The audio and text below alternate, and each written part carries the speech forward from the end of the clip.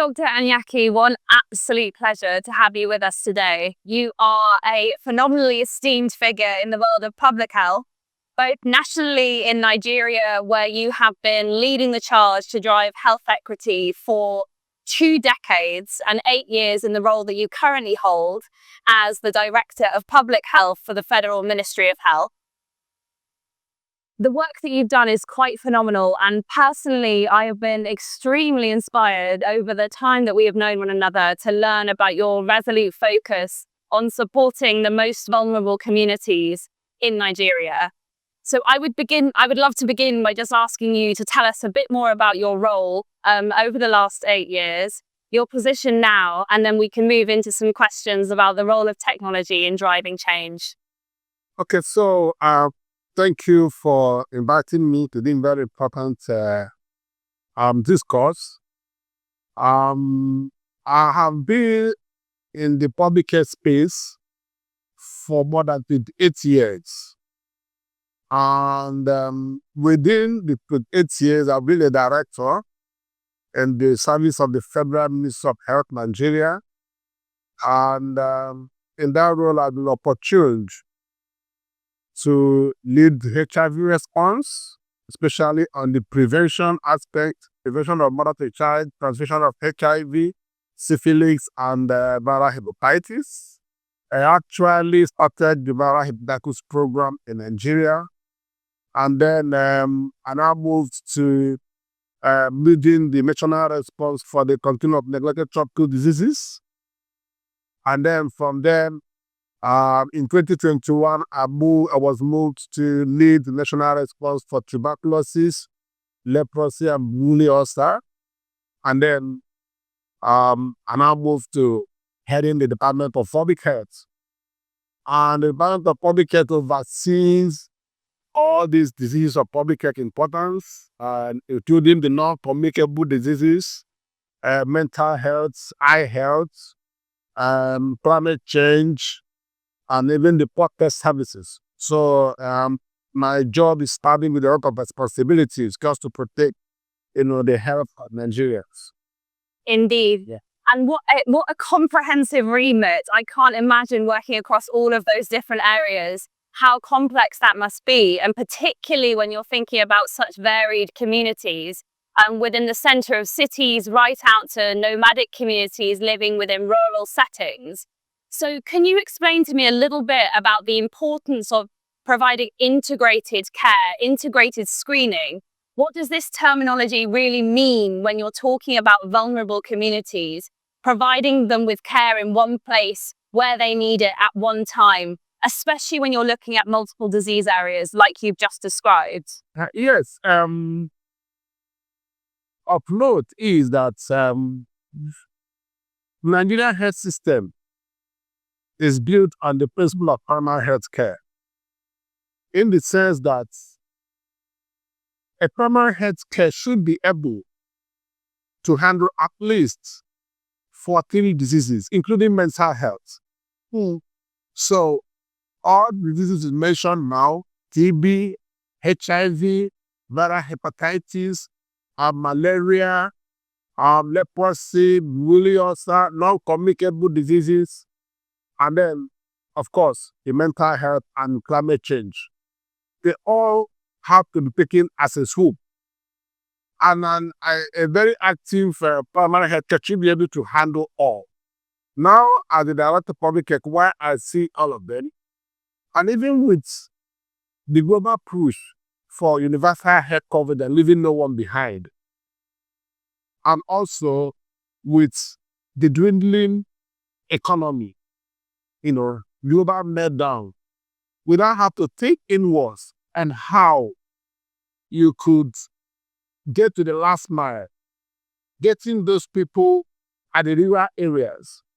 And that's the sure way of countering the inequality and inequity, especially when you talk about the combating the inverse care law. Inverse care law means that the chunk of the population that stays in the rural areas are not even having the adequate manpower, healthcare professionals that will take care of them. Whereas at the urban areas where you have less population, you have more healthcare workers. So that's just the concept of impact care law. So now, for us to change that, even in the green economy, we should not think of what we can do to be able to tackle all these diseases, especially when the out-of-pocket expenses is also a very big problem. For us in Nigeria, looking at our data, we see that Nigeria is going towards a double-burden country.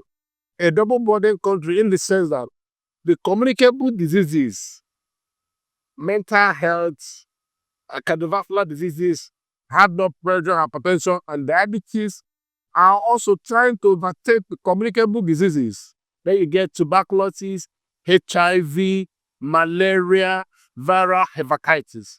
So, the best thing to do is to think of a way of running an integrated program. Integrated means being able to do one or two things together to cut costs, to improve efficiency, and to make sure that the people that need it most are taken care of. And that is where you've been able to put in the aspect of what your product shows. In Nigeria, we have been able to, in our quest to improving our case notification for tuberculosis, using the, digital X-ray, artificial intelligence, we've been able to find out that, for instance, the digital X-rays, we've been able to diagnose other diseases that we were not even looking out for. Not just looking for the TB aspect.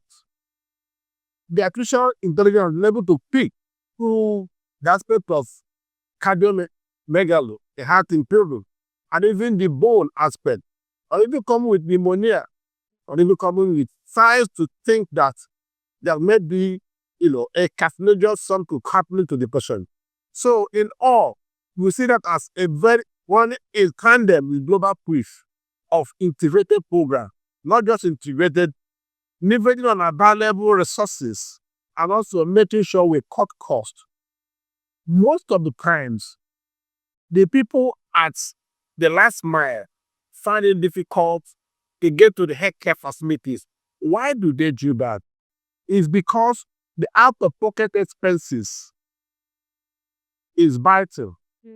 So, and sometimes when the diagnostics are not all that strong, where they will come to the hospital, then you give them an appointment to come for their result, only for them to struggle to come to the hospital, the results are not ready. So now, in the integrated aspect of it, you are now taking the services down to them and making sure that at one swoop, you are getting your results, you are getting your idea of what is happening, and taking further. If it's the one you can provide treatment, you provide treatment immediately. If it's one you can refer, you refer. And the bottom line is making sure that we work on the prevention aspect, because prevention is better than cure. If you prevent early, you'll be able to manage the case before it gets to the other aspect of, mortality. So, in an integrated manner, it is something that is welcoming. And as a country, we are scaling it up to make sure that, we improve on our healthcare services in Nigeria. And that runs in the context of the current administration in the Federal Ministry of Health, Nigeria. At the Federal Ministry of Health, with the current leadership, we are talking of working on 4 agendas. The first agenda is working on governance and leadership. The second one is improving on health, outcome. What do you mean by health outcome? Making sure that if you have tuberculosis, you are diagnosed on time and placed on treatment. Making sure if you have HIV, you are diagnosed on time and placed on treatment. Making sure that we arrest and be able to diagnose the non-communicable diseases and placing them on treatment.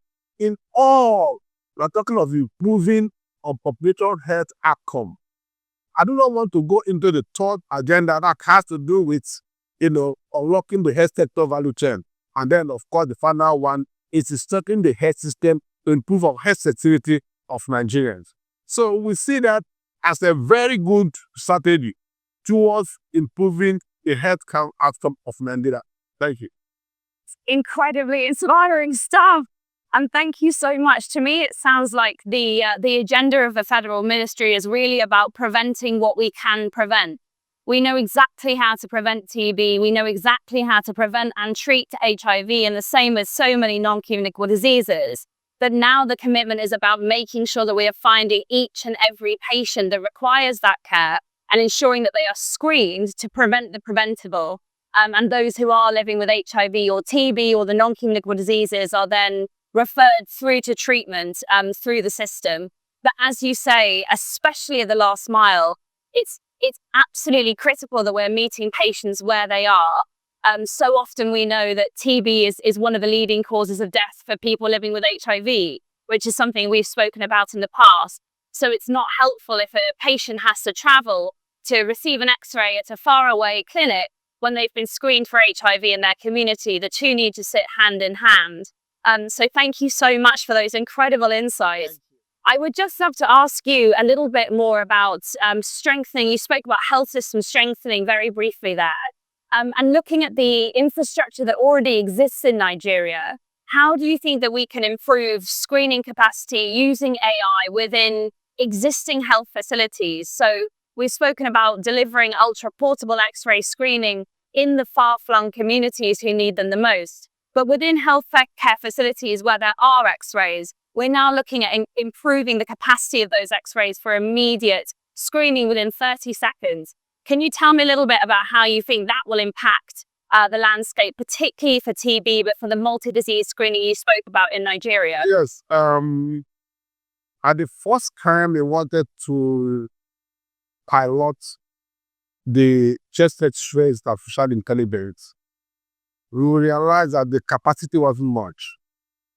So one of the key steps we should take for sustainability and strengthening the health system is to increase the capacity of healthcare workers. Because it will go a long way. It will help us to run away from false positive and false negative. The second one is we do not need to invent more, rather we need to work on what we have already, making sure that we improve. Now, to what extent do we have all this information transferred to the record for keeping? So that at any time, you can always know that this is it.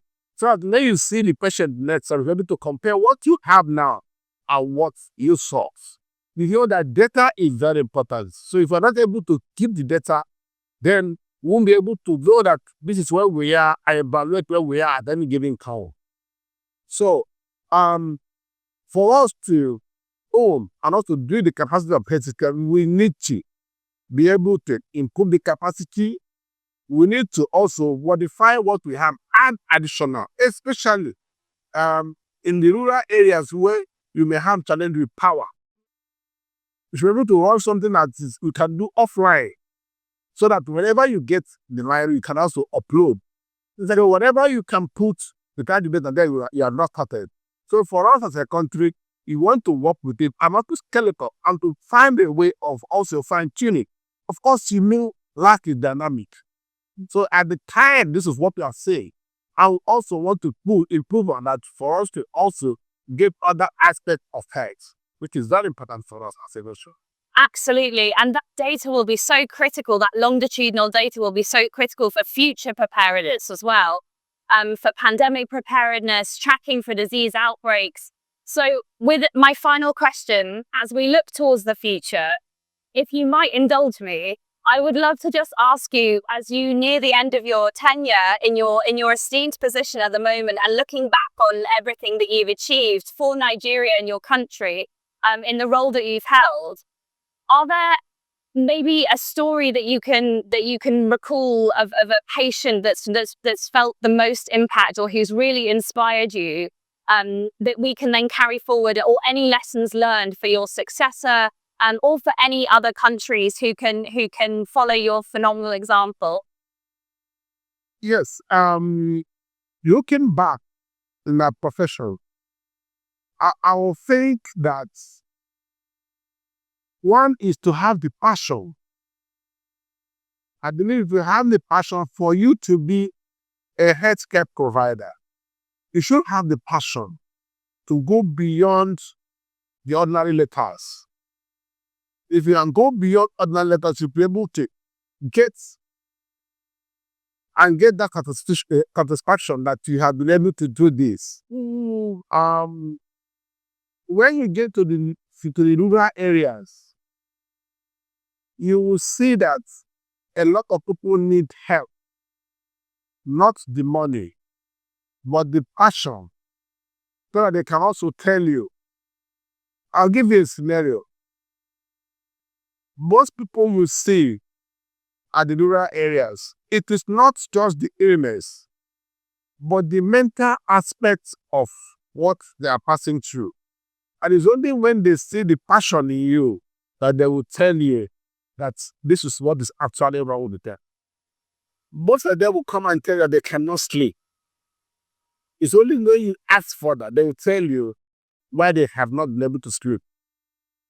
If we do not know, we keep checking for high blood pressure, we keep checking for that, but it may be maybe domestic issues. So you need to have that passion. You need to look back. They will tell you what is wrong with it. And once they tell you that, provide that answer, they will get cured. So it's not everything that is medicinal. Interaction goes a long way. So for me, having the passion to provide care for those at the lowest ebb in society will be the drive. And I urge every person, before you want to go into healthcare provision, you ask yourself whether this is what you really want to do, because you cannot combine two of them. Thank you. Wow, well, your passion comes through in spades, and it's something which inspires me enormously. I think for me, it's incredibly gratifying to hear that even at the highest level of the health system, having worked with community health workers and clinicians at every level, that at the very top, it's still that passion and that human empathy, which... And additionally, I'm not cutting you short. Please. If we need to make impact on healthcare delivery globally, we must not forget the communities. The community will be able to thrive. And community engagement, appropriate community engagement, appropriate community participation, appropriate community empowerment is the bedrock if we need to achieve the global push for health for all and all for health. And what a representative of the community. Honestly, it's incredibly inspiring. If it's non-communicable disease, if it's communicable disease, if it's any impact due to climate change, empower the communities, they get everything sorted out. Thank you. Thank you so much, Dr. Anyaike. It is an absolute pleasure. Thank you for being with us. Thank you. Yep.